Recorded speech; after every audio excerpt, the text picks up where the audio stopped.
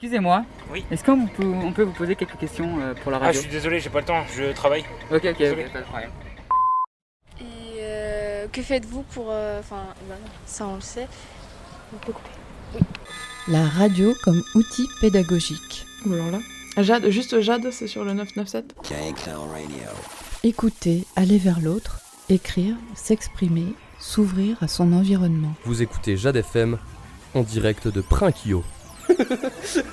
Jade FM accueille différents stagiaires toute l'année. Alors, vous êtes bien sur Jade. Vous êtes bien sur Jade. Avec notre aide, chaque personne accueillie réalise un sujet. Aujourd'hui, je voudrais tout d'abord vous faire partager une conviction de femme. Je m'excuse de le faire devant cette assemblée presque exclusivement composée d'hommes.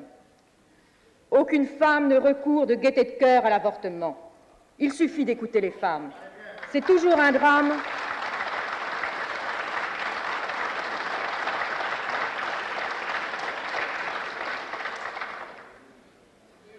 C'est toujours un drame, cela restera toujours un drame. C'est pourquoi, si le projet qui vous est présenté tient compte de la situation de fait existante, s'il admet la possibilité d'une interruption de grossesse, c'est pour la contrôler et autant que possible en dissuader la femme. Parmi ceux qui combattent aujourd'hui une éventuelle modification de la loi répressive, combien sont-ils ceux qui se sont préoccupés d'aider ces femmes dans leur détresse ? Combien sont-ils ceux qui, au-delà de ce qu'ils jugent comme une faute, ont su manifester aux jeunes mères célibataires la compréhension et l'appui moral dont elles avaient un si grand besoin ?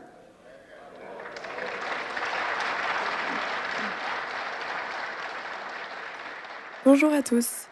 Nous venons d'écouter le discours de Simone Veil devant l'Assemblée générale le 26 novembre 1974. L'actualité, ces dernières semaines, nous emmène aux États-Unis après la décision de la Cour suprême laissant les États américains légiférer sur le droit à l'avortement. Conséquence, un certain nombre d'entre eux ont d'ores et déjà fait appliquer leurs propres lois. À ce jour, ils sont 13 États à avoir immédiatement interdit l'avortement. Dans les mois à venir, il devrait y avoir en tout 26 États, c'est-à-dire plus de la moitié des États américains, majoritairement du Sud, qui interdiront l'IVG. En Europe, l'IVG est autorisée dans la plupart des pays. C'est seulement en 2018, après un référendum, que l'Irlande a légalisé l'avortement. La Pologne, quant à elle, restreint la pratique, sauf en cas de viol ou de danger pour la vie de la mère, depuis 2021. Malte l'interdit totalement. En France, c'est depuis le 17 janvier 1975 qu'est officialisé le droit à l'avortement, date historique pour toutes les femmes. C'est l'œuvre d'une femme à l'écoute des femmes, la ministre de la Santé de l'époque, Simone Veil. En 2017, le délit d'entrave à l'IVG est définitivement adopté par le Parlement. L'extension à 14 semaines de grossesse pour l'avortement est approuvée le 23 février 2022. De nos jours, aux États-Unis, les femmes américaines des États ayant voté l'interdiction à l'IVG sont de plus en plus nombreuses à se rendre au Mexique afin d'acheter des pilules abortives sans ordonnance et à prix bas. Des réseaux mexicains livrent des kits abortifs dissimulés dans des peluches. Il y a plus de 100 demandes par semaine dans des établissements du nord du Mexique par des femmes américaines désirant avorter. Qu'en pensent les Français ? C'est la question posée dans ce reportage. Que pensez-vous de la décision prise par la Cour suprême des États-Unis ? Je trouve ça assez grave parce qu'on revient en arrière sur le droit des femmes, plusieurs années en arrière. Donc c'est vraiment très dommageable pour les femmes aux États-Unis. Alors, je pense que c'est un grave retour en arrière. C'est une perte de liberté pour les femmes. Je ne comprends pas très bien que ce soit accepté comme ça, sans... C'est dramatique. Alors très clairement, je trouve que la décision de la Cour suprême des États-Unis concernant l'avortement est stupide. C'est juste un retour en arrière au final. Un no caca dans n'importe quel domaine, que ce soit pour les hommes ou pour les femmes, elle va apporter une amélioration, un progrès dans la vie. C'est juste une privation des libertés des citoyens et je trouve ça triste qu'après tant d'années de bataille, de progrès, etc., d'en arriver au final à ce stade de retour en arrière, oui justement, et La décision, je la trouve très triste et pas réfléchie. Moi, je trouve ça hyper dérangeant qu'ils aient enlevé le droit à l'avortement parce que pour moi, c'est un droit fondamental et toutes les femmes devraient, dans le monde, devraient l'avoir. Et surtout, je trouve ça encore plus choquant que ce soit des hommes qui aient enlevé ce droit-là. Surtout qu'ils n'ont pas leur mot à donner sur le corps des femmes et surtout qu'il y a aussi 2 femmes, je crois, qui ont voté pour supprimer ce droit alors qu'en plus, je crois que leurs enfants ont avorté. Donc, moi, je comprends pas et pour moi, justement, oui, toutes les femmes devraient faire ce qu'elles veulent de leur corps. Et c'est pas un groupe de personnes spécifiques qui doit décider pour le reste de la population ce qu'on doit faire ou pas de notre corps. Je trouve que c'est une mauvaise chose d'avoir annulé le fait de pouvoir se faire avorter. Mais vu des États-Unis, ça ne m'étonne pas du tout. Ils sont régis par tout ce qui peut être religieux. À partir du moment où il y a un embryon, c'est un être vivant, donc on ne tue pas. C'est mauvais d'après leur religion, d'après leur manière de penser, mais c'est un peu hypocrite tout ça, bien sûr. Mais avec un gouvernement fédéral, les États républicains continuent de faire passer des lois ultra-conservatrices, telles que l'exécution, le port d'armes à feu, la loi anti-avortement, la loi transsexuelle. Ce 22 juillet, le gouverneur de Californie, Gavin Newsom, utilise la loi anti-IVG pour restreindre les armes à feu, désormais interdites à Santa Monica. Il avait posté « Si le Texas peut interdire l'avortement et mettre des vies en danger, la Californie peut interdire les armes de guerre et sauver des vies. » En France, Mathilde Panot, députée française et chef des députés de la France Insoumise, est la première à soumettre l'idée de déposer une proposition de loi pour inscrire le droit à l'avortement dans la Constitution française. Mais Aurore Berger, présidente déléguée du groupe Renaissance à l'Assemblée nationale, la devance et propose d'inscrire le respect à l'IVG dans notre Constitution, et ce dès aujourd'hui.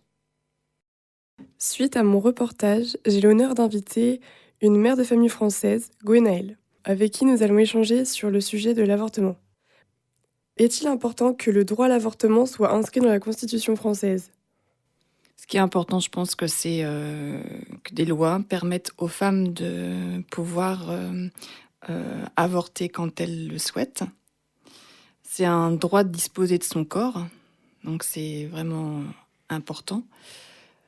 L'absence de ce droit d'avortement peut avoir des conséquences vraiment néfastes pour la société en général et notamment pour les femmes, puisque souvent, en fait, les personnes qui vont être le plus impactées, ce sont les femmes qui ont le moins de revenus.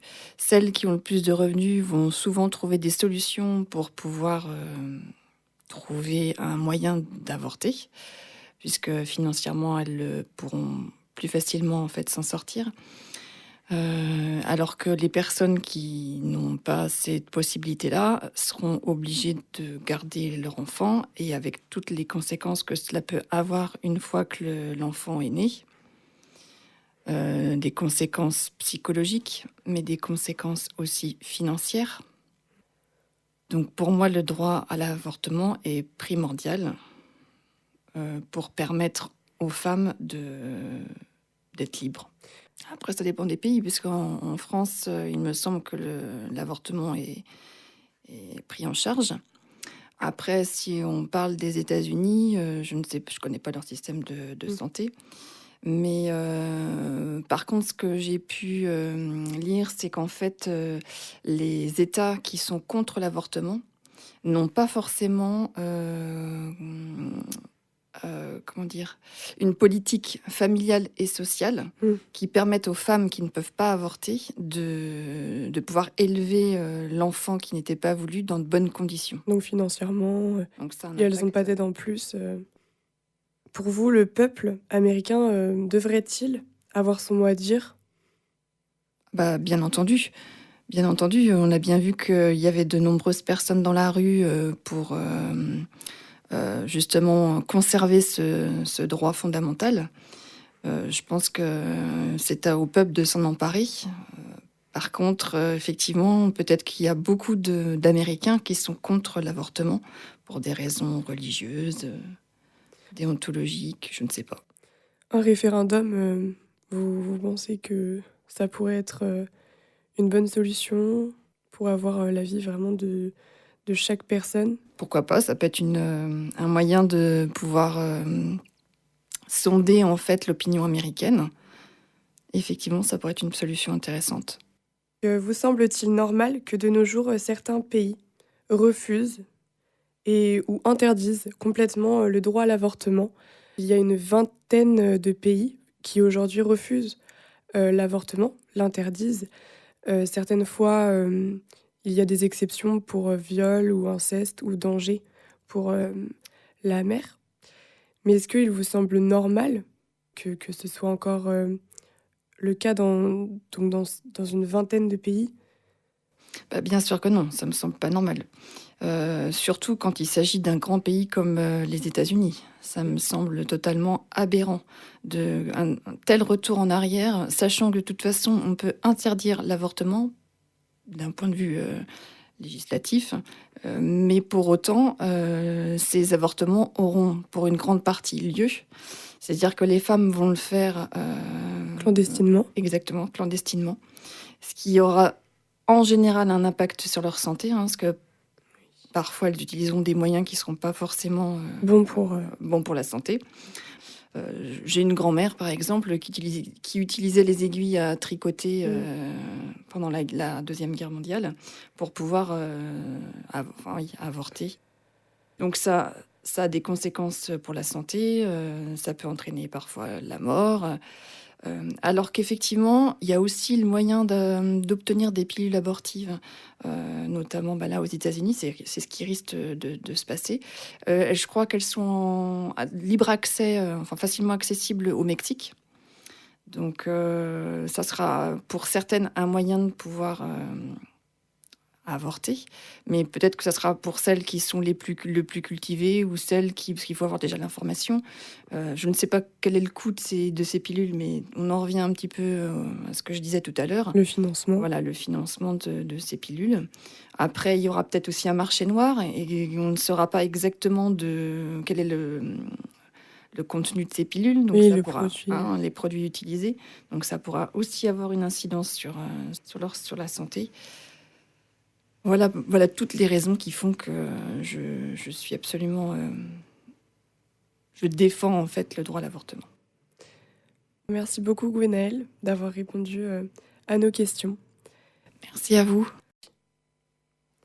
En conclusion, les décisions politiques qui portent sur le corps des femmes sont majoritairement prises par des hommes. Une société n'est pas à l'abri d'un changement radical important. Aux États-Unis, c'est une régression face à certains acquis et certains droits fondamentaux, puisque les femmes américaines auront moins de droits que leurs mères et leurs grand-mères. La décision de la Cour suprême des États-Unis peut-elle influencer les pays européens? C'était Siam pour Jade FM.